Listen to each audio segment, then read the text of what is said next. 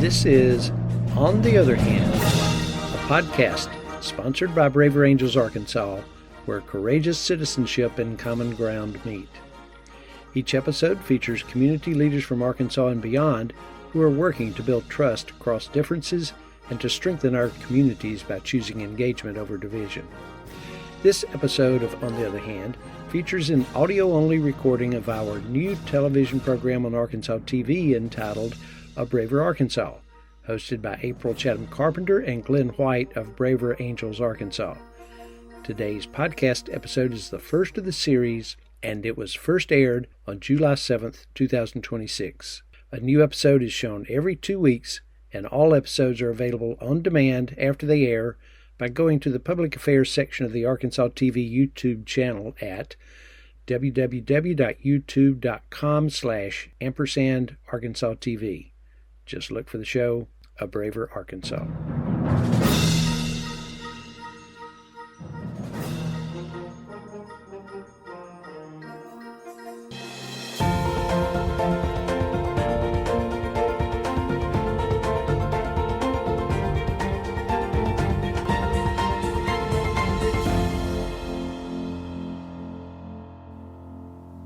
Hello, I'm April Chatham-Carpente. And I'm Glen White. Welcome to A Braver Arkansas. This is a show about how Arkansans can talk to each other across political and other differences and why that matters now. We hope the show will encourage you, our listeners, to find ways to get more involved in your communities in ways that make sense for you. April and I are both longtime active members of Braver Angels. It's a national organization that has a mission of encouraging people to engage with those on the other side and to do that with respect. That mission is based on the belief that in a constitutional democratic republic like we have, it's imperative that people with differing ideas are able to talk with each other and find common ground on problems we face. We're going to be explaining much more in today's show about what Braver Angels is and what we do here in the state and why we think a television show is a useful place to demonstrate this work. You know, the inability to talk to the other side or to compromise because of extreme polarization is not good for the country or our citizens or for our relationships. And that's why this work matters, and it's why we're doing this show. So, April, it's time for folks to know a little bit about us, where we come from, about Braver Angels. Why don't you start off and tell us a little bit about how you got involved with Braver Angels and the kind of impact it's had on you so far? Sure. Well, Glenn, it's your fault, actually. I remember you had a cold call for me and at the university where I teach and asked me if I knew anything about the organization called Better Angels. At the time, it was the name of the organization.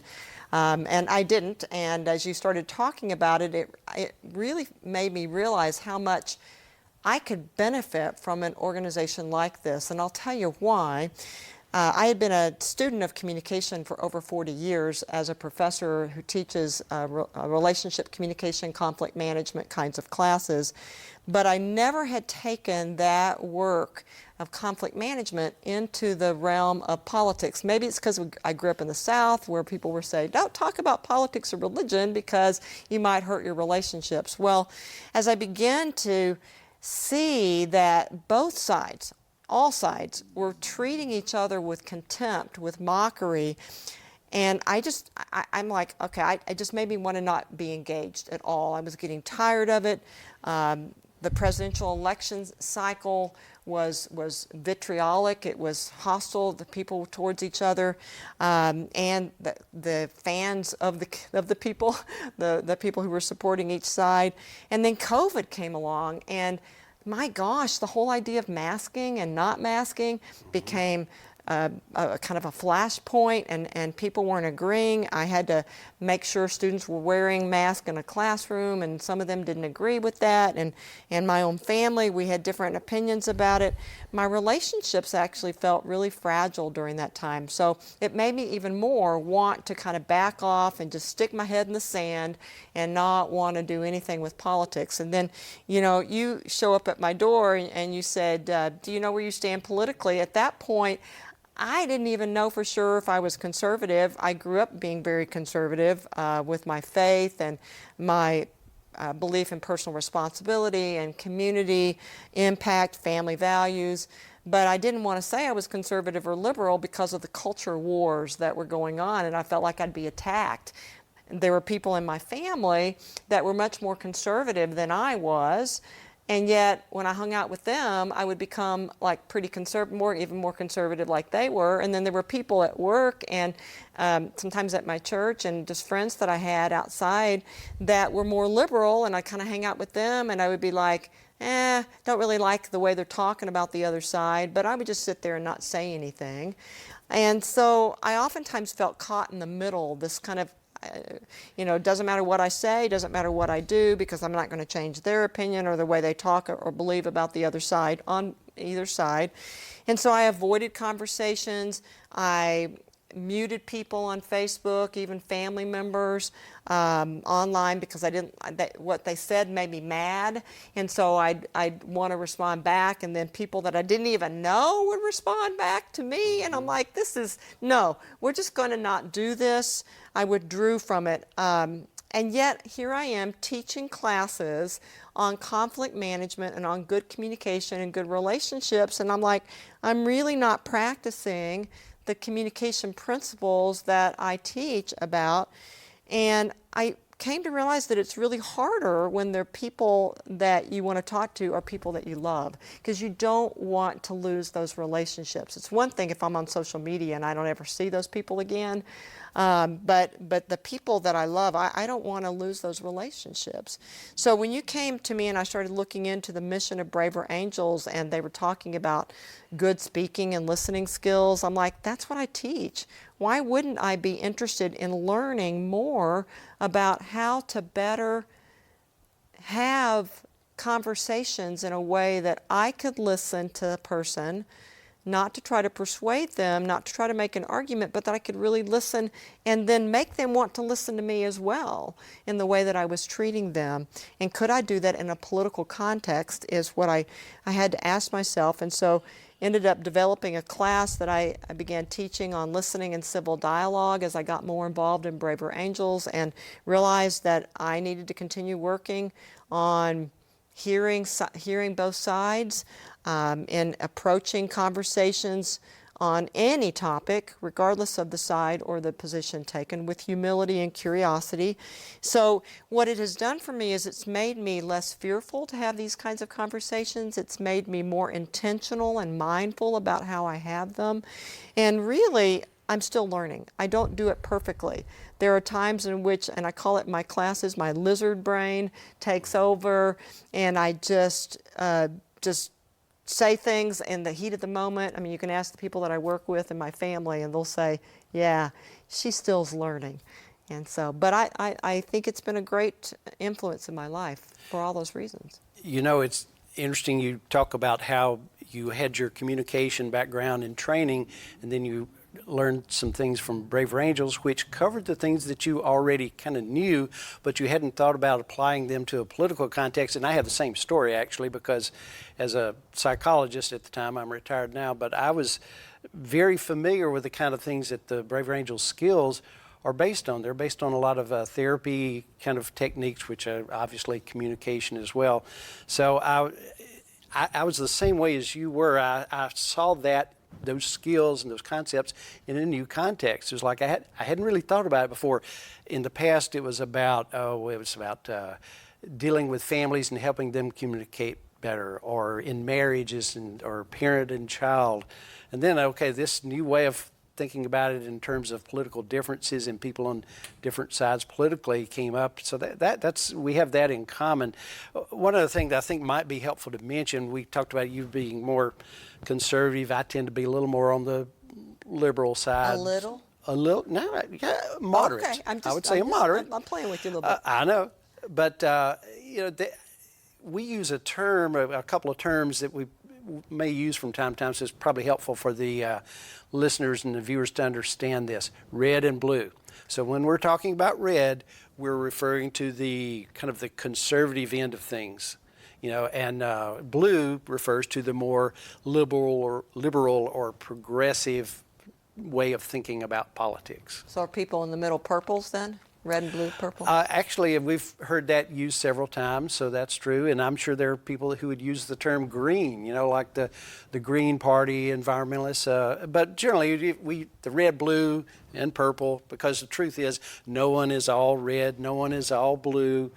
We're all somewhere in the spectrum, and sometimes we have some red, and we have some blue, and we have some purple. Most of us in real life, we're all over the place. Well, I know it's your fault that I got into Braver Angels because you I'll take the introduced blame. me to it. What brought you into Braver Angels? Well, okay, I mentioned being a psychologist for a long time and retired in 2018, maybe a little bit longer. But what got me into Braver Angels was I knew that retirement was coming up.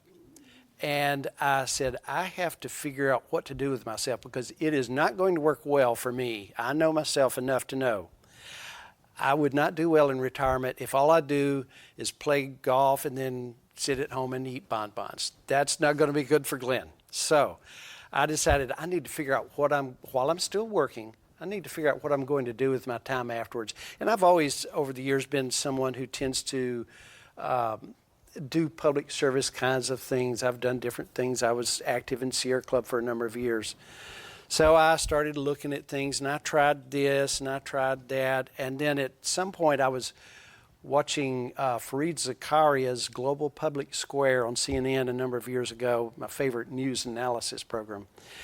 And he interviewed David Blankenhorn, who was, as you know, one of the co-founders of Braver Angels. And so I did that, and I was like, I like what he's having to say. He was telling the story of this new organization he upstart called, at the time, Better Angels, and we changed to Braver Angels.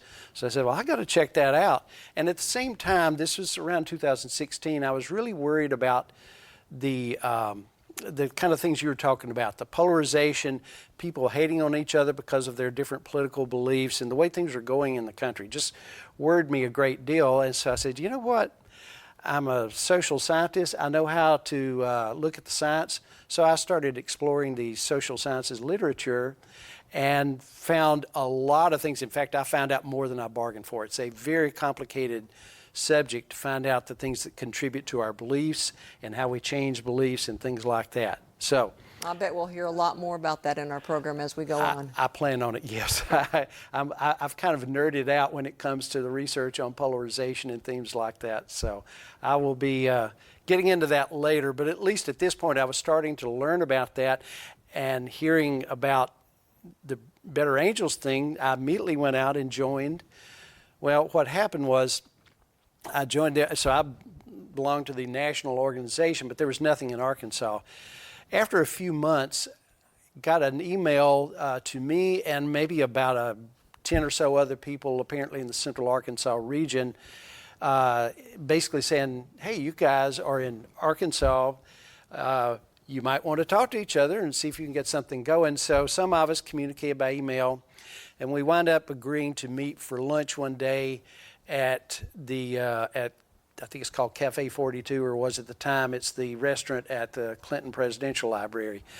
So we came, didn't know each other, and we talked about, the organization, Better Angels at the time, and says, okay, what do we want to do? At some point we decided, do we want to do something? The decision was made that we'd get one red and one blue leaning person, and we'd collaborate on an op-ed, an opinion editorial column in one of the local papers.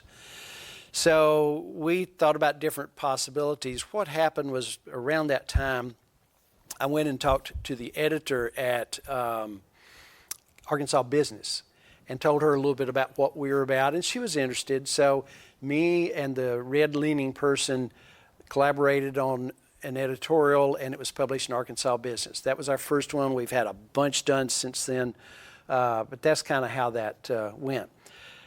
In terms of other aspects, I would tell you that my social media behavior changed quite a bit as a result of the influence of Braver Angels. I started thinking about, because I've always had strong opinions politically, and I wasn't afraid to share them. I know, I've heard them. In social media and with other people.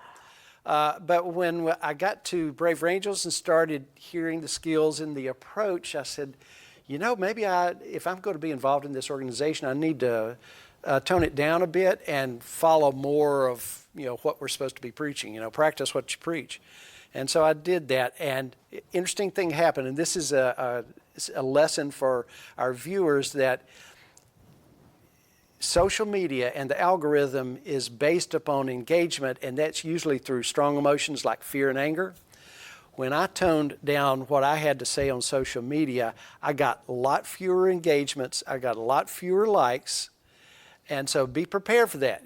It's a good thing to do, but if you really get off on all the interaction and the strong emotions on social media, that's what they're counting on to sell their advertising, and you'll see a reduction in how you get reaction from other people. I think it's a good thing, and we can talk more about that later, but that's one of the other things I had change about my own behavior. I think the other thing is that in terms of personal relationships, it made a difference, but where it was really important was with my family. I have a family that largely, not entirely, but largely leans pretty conservative. They're in another state, so we don't see each other very often. And so when I come visit, we get into discussions about politics. And I became aware through Braver Angels and the understanding of the way to approach this that I wasn't really accomplishing anything. I wasn't changing anybody's mind. And if anything, they'd either get more angry and dug in, or what usually happened was like, let's not talk about that. Let's not talk politics. And so we didn't. But I have learned, and I continue to learn the lesson that we need to be a little more mindful about how we approach people and how we deal with things like that. Mm-hmm. So I'm just thinking, I still have a long way to go, but I'm working at doing better and following the skills, and with the expectation and the belief and some evidence that when you do that, the improvement in relationships will follow. Mm-hmm. So it's interesting, Glenn, there's some things that I hear in common between us. One is that we approach kind of these political conversations differently. I mean, that doesn't sound like it's in common, but we had to make a choice. For you, it was early on before Braver Angels, you would actually be more forthright maybe in what you were saying and say it in a way that might get some reactions. For me, I chose to do kind of the opposite of that. We both made choices, which is the common ground that I was trying to think. But I chose to do the opposite, which is that I would basically just not choose to engage at all. But we found in Braver Angels a way to help us improve our skills in interacting with others, and especially with our families and other people. So I see that in common. Well, let's move in and talk just a little bit about kind of bridging, getting ready to talk about Braver Angels and what we do.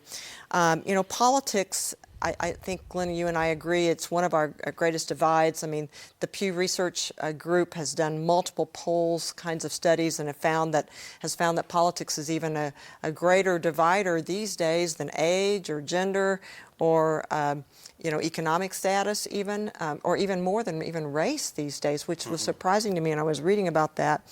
And I know that it also has impacted our relationships greatly. Yeah, makes a big difference. In fact, one of the studies I've seen recently is that 37% of Americans have actually ended a relationship over political differences. Wow. Mostly it's about friendships, but I know personally people who it's cost them in terms of family. I hear stories about work. The common thread there is the negative impact on relationships. That's critical. We'll get to other things, including the impact on our government later, but that's a key. Yeah, so Braver Angels, we'll talk more about how it got started in a little bit, but their response to kind of this polarization was to start teaching skills, right? So the speaking and listening skills that we'll be covering in this series, these episodes coming up. And really the emphasis is not on changing beliefs of the other person, which makes some people feel uncomfortable, right? Because some people, all of us can think, I am right on a particular kinds of setting or situation or topic, and they want to persuade the other people to believe that they're wrong. But this is not really about persuasion in that way. It's about listening. It's about building relationships, building civic friendships, and really building things that can lead to the recognition that we have community problems in our individual communities wherever we live, whether it be rural or urban, that we need each other to come together to help solve. And that's why we have Braver Angels, and that's why we're talking about Braver Angels. So I think it would be helpful at this point to make sure that the viewers understand better what Braver Angels is. You've heard a little bit about it, but April, can you tell us a little bit about the history, kind of how it started? Because you've been involved at a national level for quite a while. You know all the national leaders. Fill us in on those aspects. Yeah. So it started in 2016, actually. There was a group of people in a small area in Ohio that they were neighbors. They had been friends. Kids went to school with each other.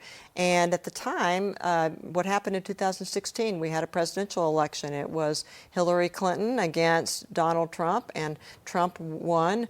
Well, those people kind of broke off their relationships with each other.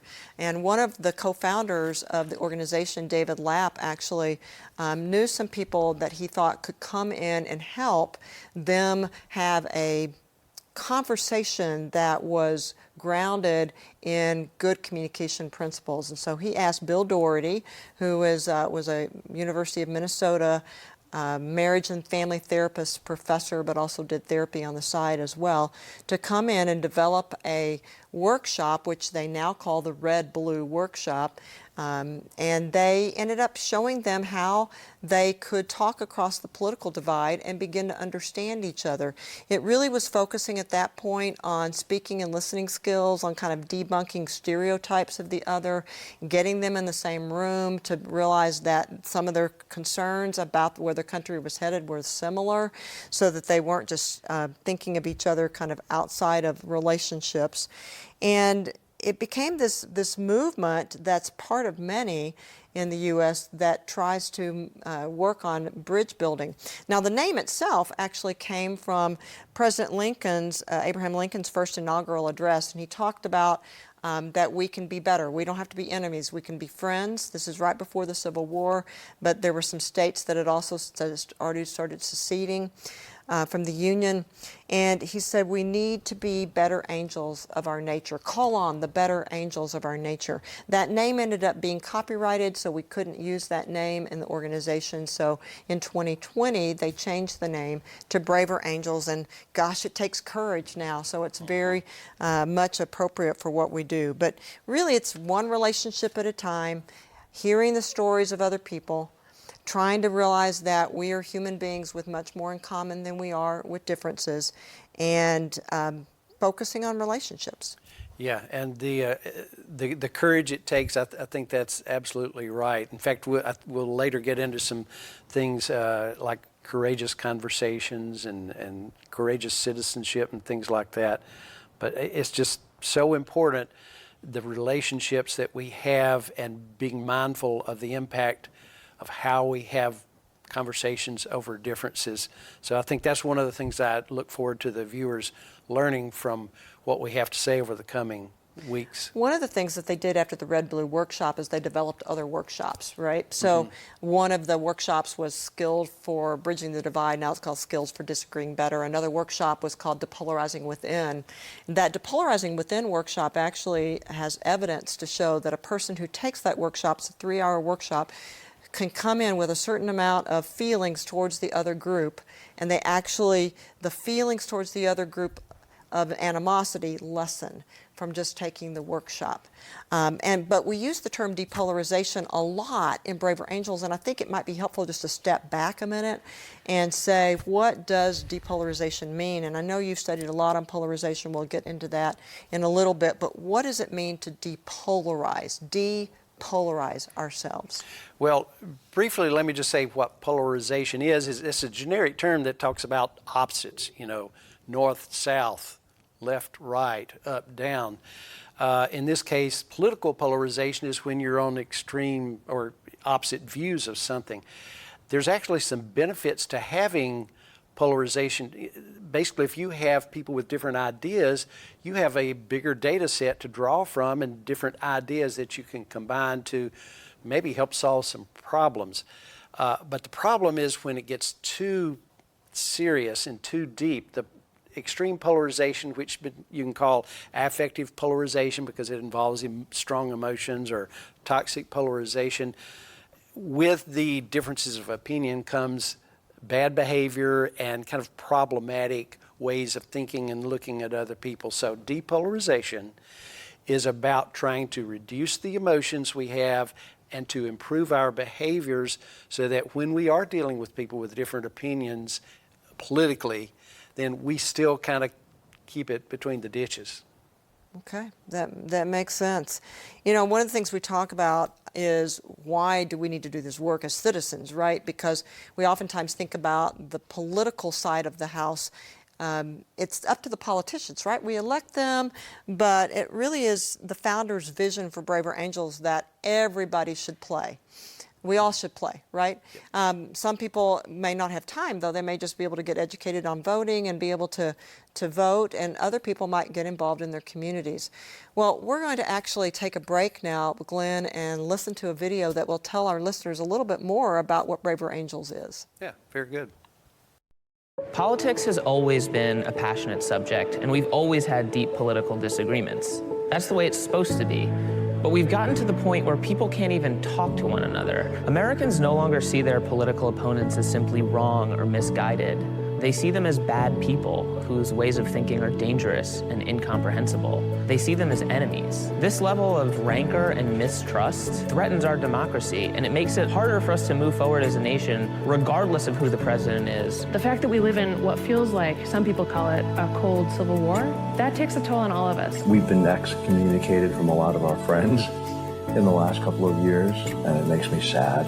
This is one organization that's doing a lot to kind of overcome that and get people back to where we were, which is neighbors, friends, communities. We are truly bipartisan. From our staff to our funding to our board of directors, we're evenly split, half conservative, half liberal. Everything we do comes from the bottom up. We're an almost entirely volunteer-led operation. We wanted to see, could we get together a group of folks who'd voted for Trump and a group of folks who'd voted for Clinton and get them in a room together to see how can we bring people together to not get them to agree or to come to the middle, but to maybe change how they think about one another. When you're there in person and you have to face the person you're talking to, we remember suddenly the rules of civil discourse and kind of how we should act in society.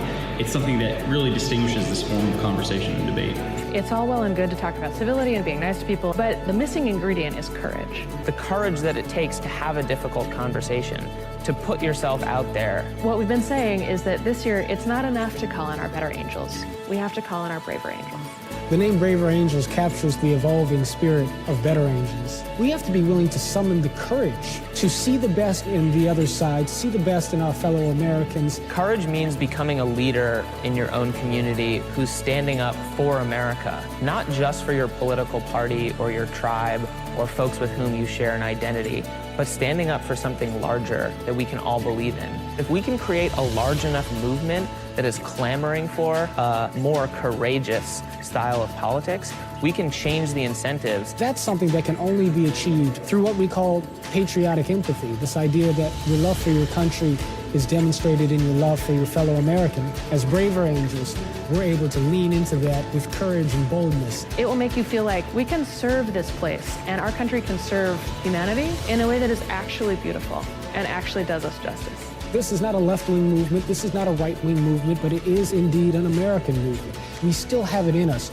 to be champions for what is right and what is graceful and what is decent here in the United States. Go to braverangels.org, sign up to join our email list, and at the end of the day, try to treat each other with respect, empathy, and find the courage needed to talk to people, even if, and perhaps especially when, you don't agree with them.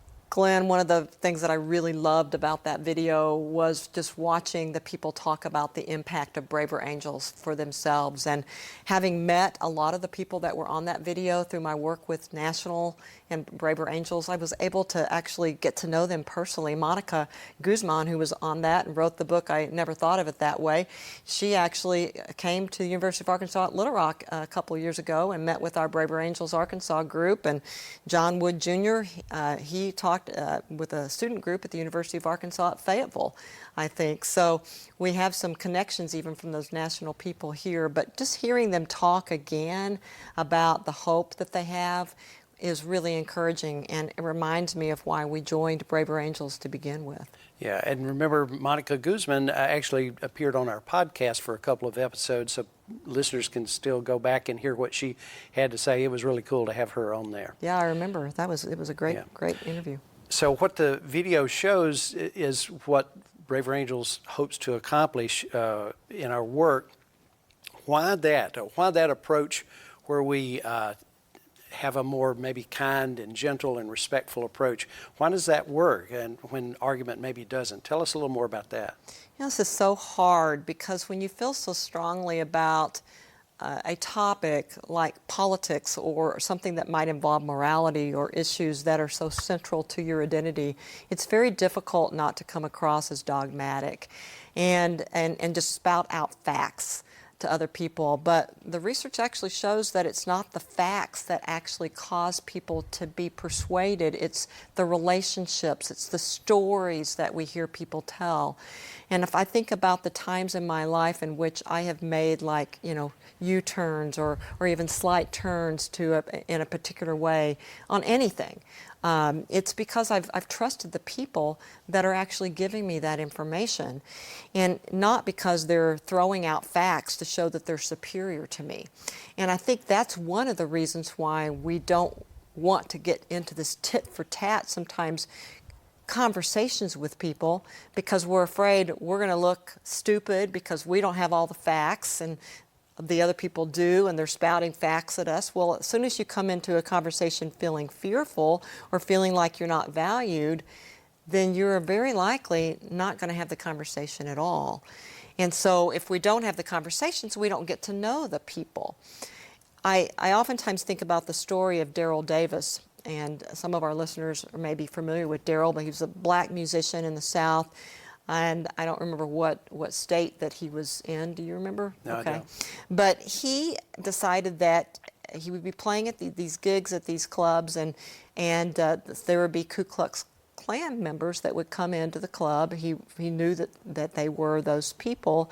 And so he decided I could either just like ignore them. They would compliment on his music, but I could either ignore them or I could actually reach out and maybe build a relationship with them. Now, I don't think I could have done that if I had been him, but he tells the story, if people listen to interviews that he's done, of actually going into Ku Klux Klan meetings and then inviting some of the leaders into his home, and he eventually got invited into their home. There's one funny story that he tells about, the bodyguards for both of them were there, and they didn't know which one was going to pull the gun first. But it didn't end up with violence. It ended up with actually him calling, what some people would call calling into relationship. And the calling into relationship is so, so important, where we're not just always advocating for our side, but we're saying, can I learn about you? Can I see if there's anything in my life that I might have in common with you? I was on the airplane yesterday, or a couple of days ago, and I saw two people that I thought, I'm not going to mention what their identity looks were, okay, because I don't want to offend my viewers. I'm kind of, this desire to not offend is part of who I am. And so, but I thought, when I looked at them, those two people who they sat next to each other, I knew that they weren't there together because the second person came in late, and they didn't look like they had anything in common. In fact, the identity markers of what one person was wearing and what the other person looked like they would just sit and be on their phones or be in their books and not talk to each other. They were sitting three rows up from me. I don't know what they talked about, but they were laughing, they were talking, they were equally communicating, and I bet that after that, they would have a different impression of that group of people, that identity marker, the clothing or the things that the person was wearing look like, because they had that conversation. That's the power of relationship. I get to know somebody who's in a different group than me, who has a different opinion than me, and all of a sudden, I'm like, well, they're not like that. I thought all of those people were like that, but they're not. And that relationship has more power over time to change a person. So what happened with Daryl Davis was the Ku Klux Klan grand leader, or whatever the master person is called, ended up giving up his robes, so Daryl has the robes. Yeah. Of that person. Now, did Daryl go in there, and some people would ask me, I tell this story in my classes, well, he went in there with the goal of persuading. Maybe, but he didn't go in there with the lead, you're wrong. And if I come into any conversation with throwing out facts, my facts are better than yours, your facts are wrong, I am going to completely turn off the other person. The quote I've seen attributed to Daryl Davis says something like, I didn't try to convert them, I just, tried to develop a relationship with them and let the relationship allow them to convert themselves, basically. Mm-hmm. There's another piece from kind of my end of things in psychology. We've known for a long time that one of the big predictors about positive outcome in psychotherapy is the strength of the relationship between the therapist and the client. There are some other things, but that's one key aspect. So that's a research that says relationships matter. And we've also since then found out other ways that relationships matter. We know, for instance, that most hostage negotiators these days use that idea of establishing rapport with the person they're negotiating with, and it may be a life or death thing, and you certainly don't agree with what they're doing or maybe what they're standing for, but what works best is that type of relationship. We know that works in like marriage and family therapy, it works in parent-child relationships. There's plenty of evidence out there. Interrogation of terrorists and enemies of the country that you always hear about the torture. That's what the movies and the TV shows say works, but the truth is what works best, it's a little bit longer term, but what works best is establishing rapport and relationship. Mm-hmm, mm-hmm. I remember, Glen, when Monica Guzman was on the UA Little Rock campus, that somebody asked her a question in her presentation, but isn't there a red line in the sand that if a person crosses this red line, you will no longer have a relationship with them? And she stopped and she thought about that and she said, I don't have a red line because I approach conversations with what can I learn? And I think that's something that is an important thing for us to be thinking about. But I also think that there are times in which we need to be doing the advocacy work, right? We need to be calling out people to better behavior. And so it's not just always about calling in, but it's also about calling out. Why do you think this matters in Arkansas? Well, it matters in Arkansas for the same reason it does for the rest of the country, that we have a really strong division these days politically, and you can see the kind of things that it's resulted in. I think I alluded to this before, that the research shows in other countries where there are democracies that if you don't have some ability to talk across differences and resolve things, you're going to have serious problems. One of the things it does is the different sides get entrenched in their own beliefs and they refuse to do anything to help the other side out. So there's none of this win-win thing. It's a win-lose thing. And when that happens, and especially if you have a fairly close division, basically each side stops the other from doing anything. That means that problems in the country don't get resolved. And when people start thinking their problems are not being resolved, they're saying something's wrong with our government or the people leading it, and they want to see something different. And if it becomes a continued problem where you can't get one side or the other to do some compromising, eventually it lays the groundwork for an autocratic leader to start to have an influence and take over. What they'll do typically in most countries is to say that things are going badly here, but I can fix it, I can make things better, but we have to take care of this, and they always name a scapegoat group, and they do something to try to address, I'm going to take care of things, I'm going to resolve the problem with this group that's the real problem. And people, out of desperation, if nothing else, wind up voting for someone because nothing else has worked. And then when a person like that gets in power, they start to dismantle the democratic institutions or make them ineffective. And we've seen this, political scientists have seen this around the world in other democracies, that process of things going downhill and losing those democratic means of governing. So it's really important that we do something about that. So Glenn, I have a question for you just to follow up. You said in Arkansas that we have a lot of polarization. I know we've had multiple guests on our podcast that have talked a little bit about the history of politics in Arkansas, and we certainly have kind of seen that switch over time. What are you thinking about polarization levels in Arkansas? What have you seen out there?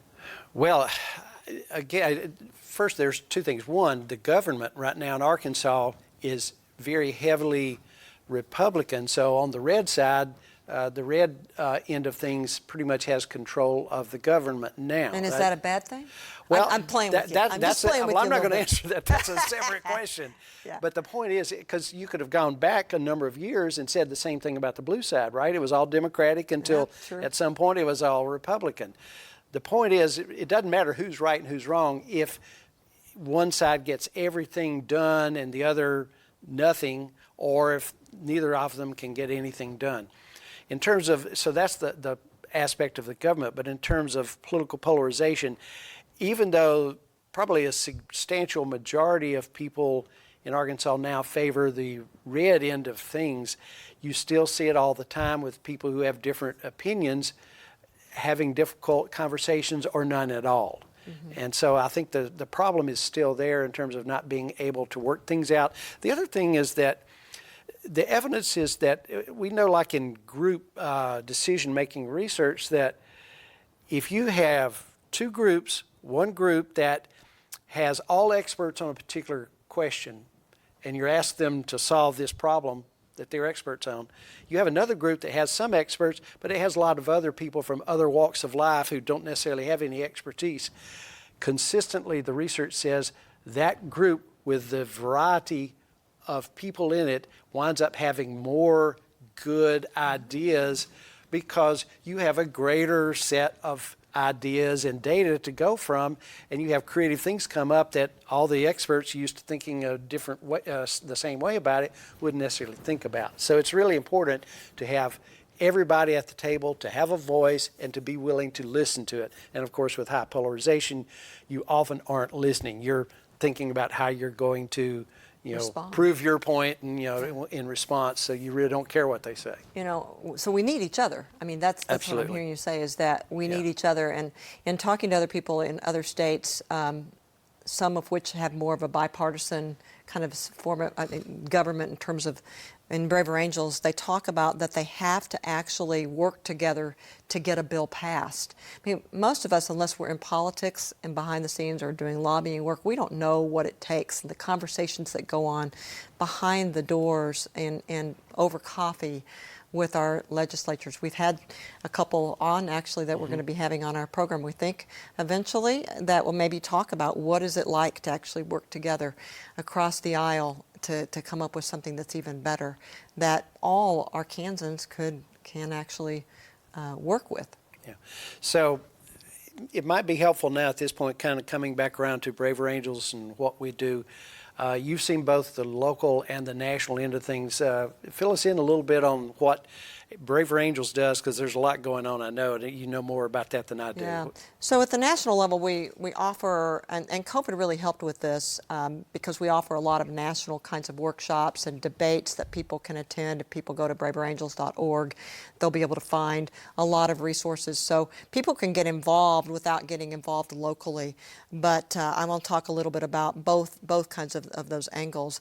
At the national level, there's even, if a person would join, there's even a dojo AI partner that you can pick out different people, different kind of personas that you can kind of spar with a little bit, and it'll give you ideas of how you can do that better. There's one-to-one conversation guides. I use those in my classes where students will talk to somebody that's from a different generation than them, maybe a grandparent, or they may talk about somebody who's a different culture from them. So it doesn't have to be just red-blue. We recognize that difference is not just about the Republican-Democrat kind of difference or red-blue differences. So we offer those kinds of things. What the national level does also is it gives all kinds of resources to states and to local entities to be able to offer their own programming. And so we have trained in Arkansas, in our Braver Angels Arkansas statewide alliance, we have trained ambassadors who will go in and actually give presentations, and we basically ask when a group comes to us and says, well, what kind of presentation would you like? Well, how long do you want? What format do you want it in? You gave one recently where it was a question-answer format. We've given some where it's more of a PowerPoint presentation, and so we've given things to Rotary clubs, to university classes. We just did a presentation to Girl State recently. We've given presentation in churches, at libraries, and so we have lots of opportunity or would like to offer that as an opportunity for our listeners to actually, if you have a presentation that you would like us to give, we have polarization presentations, we have presentations on media literacy, we have presentations on speaking and listening behaviors and things that we'll be talking about over these episodes. So that's one of the things that we do. We also offer workshops, and at the national level they have created workshops that are anywhere from 1.5 hour long workshops to 6-hour all-day workshops. Mm-hmm. And the 1.5 hour ones are more introductory, kind of let's think about yourself, and we've got a skills for disagreeing better and depolarizing ourselves that are 1.5 hours now. And then we have longer skills-based workshops also. And then the ones that make so much difference, though, is when you can actually get into the room with people who have different opinions than you. And so the Red-Blue workshop that was started in Ohio, that has continued now where people can offer it, and then there's a common ground workshop there when people have a topic. Right now they're going around the country, for example, on immigration and offering these common ground workshops with people from different perspectives on immigration to see what are the things that we have in common in terms of our concerns, in terms of our values, in terms of possible policy issues that can be done. And so we have a lot of material in this kind of bridge building space that can be done.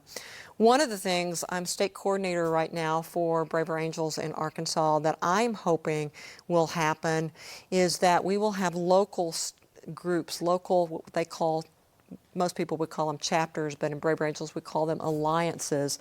I think it's because it's an alliance of different opinions, different perspectives is why they call it alliances. And we recently had one start up in Northwest Arkansas. They basically, to start an alliance, you have to have people from different political perspectives who are interested in talking to each other with dignity and respect. And having actual votes on what you decide to do, having both red and blue or purple or whatever. So there's representation, absolutely. Yeah, I was trying to think. And then we have our podcast. You should tell them about that. Well, okay, I'll tell you that. And after I do that, I want you to talk about the debates because I think that's kind of cool. The podcast, but that's at the national level. We hope to have that coming here locally at some point. But the podcast is probably why we're doing this TV show, because people heard about the podcast. We had a couple of people on that were interested in what we were doing. But we started about 3.5 years ago. Once again, I remember sitting in your office. This is how it started, because I'd different office at that point. A different office, yeah. And I was having this thought that, what else could I do in my retirement? And I was thinking, podcast. I knew a little bit about it, but not a lot. But from what I could tell, it might match with my kind of skill set that I had as a psychologist. I certainly have done a lot of interviewing and talking and leading groups, and I thought, okay, it might be interesting to just have conversations with people. So I thought, well, the podcast might be good, but I don't think I'm capable of handling it all by myself. I would need a partner. So I was talking with you about that one day in your office, and you said, well, I'll help you. I'll do that. I was like, well, okay. Then I guess my bluff's been called. So I'm going to have to do something. And so we decided to do it. Well, the other potential roadblock is I'm not a very techie guy, so I don't always know what I'm doing. And then lo and behold, I mentioned us doing something like this, and one of our other members, David, knew somebody who had expertise in doing that kind of thing. So I think he kind of voluntold this person, John, to do this with us. And he got together, and like for over 3 years, he was our editor, and he coached us on all the technical aspects as well as just some of the other things about how we do this. And it's been really cool since then to see who all we get on the podcast. We try to get people all around Arkansas that are active in the community, that work somehow across various sources of division, somebody who contributes basically. And so we find out a little bit about them. So that's our podcast. Now, and I, you want to go back to debates? I do want to mention debates, but also there's a lot of other stuff nationally. I know they've had annual music competition, people writing songs about. We have a braver songwriters community. I understand there's a book club. They have one of our members locally is part of a national if I got this right, Red Caucus, and I think it's actually Red Women I hadn't heard Caucus. That. Okay. So there's a lot going on. But yeah, tell us about the debate. Yeah. So he mentioned debates, and I've forgotten to mention that along with the workshops, we offer this parliamentary style debate. It's really unique. It's not push down the other's ideas so that you can win. There's no winning or losing. And in other episodes, we'll probably talk a little bit more about what that might look like. But you start with ground rules. You have a chairperson, and they basically have speakers on both sides of the issue, whatever the issue is, and a speaker on the pro side of the issue will speak, and then they'll have a couple of questions from people that can be asked to the chair to make sure that they're not gotcha questions. And then they turn to the other side and have a speaker who has like 2 to 4 minutes to speak, and then you have questions of them. And by the end, you see that there is a lot more complexity to the issue than you realized when you first came in. So there's a lot going on with Braver Angels, and you've heard the story already about how we've started in Arkansas. Tell our viewers why a TV show. Well, it's really Carlton Wing's fault, I think. He was a guest on our On the Other Hand broadcast, and for those people who don't know, Carlton is the executive director and the CEO of Arkansas TV, and he asked us to come on for a couple of sessions on the Arkansas Week podcast, not podcast, but show, and I think we didn't scare him off too much because they said, we need more Arkansas-based programming here at Arkansas TV, and so they asked us if we would be willing to do a show and to demonstrate that we can actually have these kinds of conversations that are difficult and lean into them. And we said, that sounds a little scary, but sure, let's try it. Yeah, so here we are. Yes, okay. So what are viewers going to expect here? Well, this is a little atypical. I mean, we're going on this whole time talking, just the two of us. From here on out, we expect to have other people here. Our plan is to start off with 15 minutes or so of education for the viewers, talking about maybe something we've run into, a story we have or someone else has, and then we will introduce the guest of the week that we'll interview for about 30 minutes. Usually, again, like on our podcast, it'll be someone who has done some active work in the community to better the community, to reach across various types of division, and we're going to try to cast a wide net, in who all we invite on and get on, and then that's probably going to be for about another 25 episodes, and then the last 5 or so, if I've got that counting right, then we're going to ask for, several pairs of people who are going to talk about, with respect, that's going to be our ground rules, about something that they disagree on.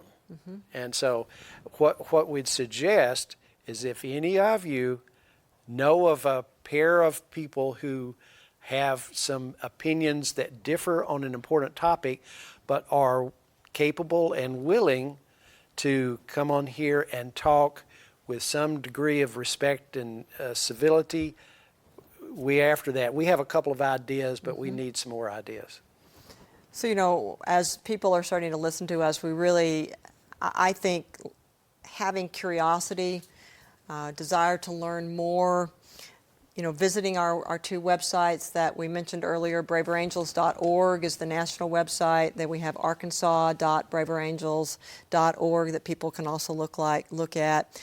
And when I think about what success looks like for me in a relationship, if I'm following these principles, it's really I am understanding other people. I'm trying to state other people's views clearly and fairly. I'm leaning into difficult conversations. I'm working together with others to help solve problems in communities, but it is not an easy task to do, and we are not going to get it perfectly to do that. So, Glenn, what can our listeners do now?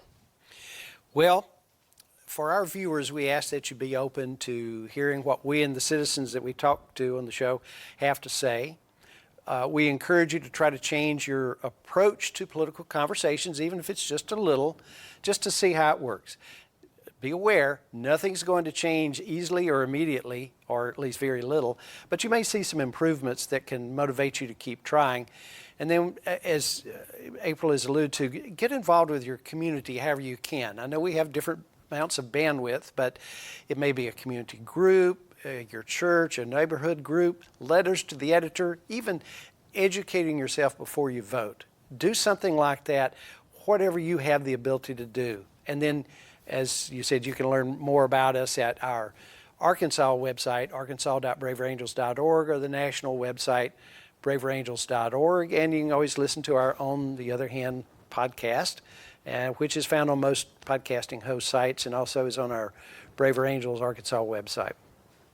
We've been so honored to do this first episode, Glenn, and thank you so much to our listeners for watching us. We hope that you'll join us for our upcoming episodes as we explore together how to make our communities and relationships better.